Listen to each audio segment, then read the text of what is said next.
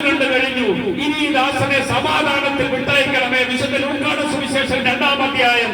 പ്രിയപ്പെട്ടവരെ, എന്നിട്ട് മറിയത്തിന്റെ മുഖത്തേക്ക് നോക്കി പറയുകയാണ്, നിന്റെ ഹൃദയത്തിലൂടെ ഒരു വാള കടന്നു പോകും. 33 വർഷങ്ങൾക്ക് ശേഷം ഗാഗൽത്താ മലയുടെ നെറുകയില് കർത്താവായ യേശുക്രിസ്തുവിനെ യഹൂദന്മാർ തൂക്കിക്കൊന്ന് പൊന്തിയോസ് പീലാത്തോസ് വിധിച്ച് വിചാരണ ചെയ്ത് പവിത്ര പെസഹ കാലത്ത് 3 ന്യായാധിപന്മാരാൽ വിധിക്കപ്പെട്ട് ക്രിസ്തുവിനെ കുരിശിൽ തറച്ചു നോക്കി 3 മണിക്കൂർ നേരം ദാഹജലം പോലും കൊടുക്കാതെ യേശുക്രിസ്തു വിശന്ന് ദാഹിച്ച് ഇഞ്ചിഞ്ചായിട്ട് മരിച്ചുകൊണ്ട് പിടഞ്ഞ് ഇവർ ചെയ്യുന്നത് എന്തെന്നറിയാൻ ഇവരോട് ക്ഷമിക്കണമേ.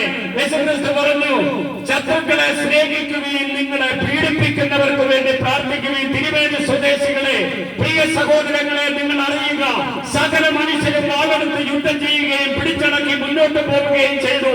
അല്ലെങ്കിൽ തന്നെ ഇവിടെ യുദ്ധം ചെയ്യുന്നത് ആരാണ് ഉള്ളത്? പ്രിയ സഹോദര, ക്രിസ്തു എന്താണ് പറഞ്ഞത്? വാളുറയിലിടുക, നീ വാളെടുക്കുന്നവനെല്ലാം വാളാലെ. പ്രിയപ്പെട്ടവരെ, ഒരു കവണ തടിക്കുന്നവന് മറുകവണ കാണിച്ചു കൊടുക്കാൻ പറഞ്ഞപ്പോൾ, മഹാത്മജിയുടെ ഇന്ത്യയുടെ രാഷ്ട്രപിതാവിന് കാണിച്ചപ്പോൾ ഇന്ത്യക്ക് സ്വാതന്ത്ര്യം കിട്ടി. പ്രിയപ്പെട്ടവരെ, വാക്കും പ്രവൃത്തിയും ഒരുപോലെ കാത്തു സൂക്ഷിച്ച് സ്വന്തം മകന് വേണ്ടി അപ്പൻ പോലും രക്തം ചൊരിയാൻ വിസമ്മതിക്കുന്ന രാജ്യത്ത് യേശുക്രിസ്തു അല്ലാതെ നിനക്ക് വേണ്ടി രക്തം ചൊരിഞ്ഞ് നിന്റെ ആത്മാവിനെ നിത്യകൂടാരങ്ങളിൽ എത്തിക്കുവാനായിട്ട് പാടുപീഡയേറ്റ് പങ്കുപീഡപീഡ സഹിച്ച ഒരു വ്യക്തി ക്രിസ്തു മാത്രമേ ഉള്ളൂ. അല്ലെന്ന് ആർക്കെങ്കിലും പറയാമോ? പ്രിയ സഹോദരങ്ങളെ, അതുകൊണ്ടല്ലേ യേശുക്രിസ്തു ഏകരക്ഷകനാ, യേശുക്രിസ്തു ലോകരക്ഷകനാ, യേശുക്രിസ്തു സമഗ്ര വിമോചകനാ, യേശുക്രിസ്തു ജീവന്റെ മേൽ അധികാരമുള്ളവനാ, യേശുക്രിസ്തു മരണത്തിന്റെ മേൽ അധികാരമുള്ളവനാ, പ്രപഞ്ച ശക്തികളുടെ മേൽ അധികാരമുള്ളവനാ. പ്രപഞ്ച ശക്തികളുടെ മേൽ അധികാരമുള്ളത് കൊണ്ടല്ലേ യേശുക്രിസ്തു കാറ്റിനെയും കടലിനെയും ശാന്തമാക്കിയത്? പ്രപഞ്ച ശക്തികളുടെ മേൽ അധികാരമുള്ളത് കൊണ്ടല്ലേ യേശുക്രിസ്തു വെള്ളത്തിന് മീതെ നടന്നത്? മുങ്ങിപ്പോയോ? ഇനി പ്രപഞ്ച ശക്തികളുടെ മേൽ അധികാരമുള്ളത് കൊണ്ടല്ലേ യേശുക്രിസ്തു പച്ചവെള്ളം വീഞ്ഞാക്കിയത്? ഇനി ആരെങ്കിലും മരിച്ചവരെ ഉയർപ്പിച്ചതായിട്ട് രേഖപ്പെടുത്തിയിട്ടുണ്ടോ? ഓ യേശുവേ, നിന്റെ തിരുനാമത്തിന് എത്രയോ മഹത്വമാണ് ഈശോയെ. നിന്റെ തിരുനാമം, നിന്റെ രാജ്യം വരണമേ. പാപികളായ ഞങ്ങളെ രക്ഷിക്കാനായിട്ട് കടന്നു വരണമേ. പ്രിയപ്പെട്ടവരെ, വിശുദ്ധ മത്തായിയുടെ സുവിശേഷം അതിന്റെ 13-ാം അധ്യായം 44-ാം തിരുവചനത്തിൽ ഇങ്ങനെ പറയുന്നുണ്ട്, ഒരുവൻ വയലിൽ ഒളിപ്പിച്ചു വെച്ച നിധി കണ്ടെത്തുകയും പോയി തനിക്കുള്ളതെല്ലാം വിറ്റാൽ നിധി സ്വന്തമാക്കുകയും ചെയ്തു. പ്രിയപ്പെട്ടവരെ, വയലിൽ ഒളിപ്പിച്ച ഒരു നിധി കണ്ടെത്തിയവരാ ഞങ്ങളത് മറച്ചു വെച്ചിട്ട് ഞങ്ങൾ വീട്ടിൽ പോയി ഇച്ചിരി പണം ഉണ്ടാക്കിക്കൊണ്ട് വന്നു. എന്നിട്ട് ഞങ്ങൾ ആ നിധി സ്വന്തമാക്കി. പ്രിയപ്പെട്ടവരെ, അങ്ങനെ നിധി സ്വന്തമാക്കിയവരുടെ കൂട്ടത്തിൽപ്പെട്ടവരാ ഞങ്ങളൊക്കെ. ഒരു കാലഘട്ടം ദൈവം ഉണ്ടോ? ഉണ്ട്.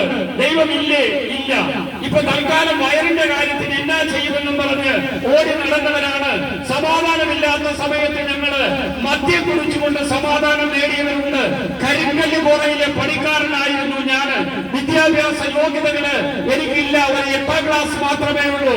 പ്രിയപ്പെട്ടവരെ, ഇന്ന് ഈ യേശുക്രിസ്തുവിനെ പ്രസംഗിക്കുന്നുണ്ടെങ്കിൽ, ജനസമൂഹത്തിന്റെ മുന്നിൽ പ്രസംഗിക്കുന്നുണ്ടെങ്കിൽ, പ്രിയപ്പെട്ടവരെ, ഇത് വേദിയില്ലാഞ്ഞിട്ടല്ല, വേദിയൊക്കെ ഉണ്ട്. പ്രിയപ്പെട്ടവരെ, എന്നാൽ എല്ലാ സൃഷ്ടികളോട് സുവിശേഷം പ്രഘോഷിക്കേണ്ടതിന്റെ ഭാഗമായിട്ട് വയലിൽ ഒളിപ്പിച്ചു വെച്ച നിധി എന്താണ്? ഈ വയലിൽ ഒളിപ്പിച്ചു വെച്ച നിധി ഇവൻ വീട്ടിൽ പോയി വിറ്റത് എന്താണ്? പ്രിയപ്പെട്ടവരെ, വിറ്റത് ഇവന്റെ വികാരം വിറ്റു, ഇവന്റെ വികാരം വിറ്റു. ഇവന് സ്വന്തമായിരുന്നതെല്ലാം പൗലോസ്ലീഹ പറഞ്ഞില്ലേ, നിങ്ങൾ ഈ നിധി എന്ന് പറയുന്നത് എനിക്ക് ഉച്ചിഷ്ടമാണ്. അങ്ങനെ ഒരു ഗണത്തിൽപ്പെട്ടവരെ ഇങ്ങനെ പ്രസംഗിക്കാനായിട്ട് സാധിക്കത്തുള്ളൂ. ഇന്ന് ഞങ്ങൾക്ക്, പ്രിയപ്പെട്ടവരെ, ലാഭമായിരുന്നതെല്ലാം കർത്താവിന് വേണ്ടി വിറ്റവരാ ഞങ്ങള്.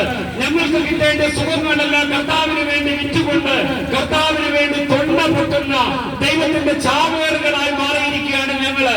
പ്രിയ സഹോദരങ്ങളെ, യേശുക്രിസ്തുവിന്റെ സുവിശേഷം ഒരിക്കലും മതപരിവർത്തനമല്ല. അങ്ങനെ നിങ്ങൾ വിചാരിക്കരുത്. യേശുക്രിസ്തുവിന്റെ സുവിശേഷം മനപരിവർത്തനത്തിന്റെയാണ്. എത്ര കഠിന ഭാവിയാണെങ്കിലും യേശുക്രിസ്തുവിന്റെ അടുത്തേക്ക് കടന്നു വന്നപ്പോൾ, യേശുക്രിസ്തു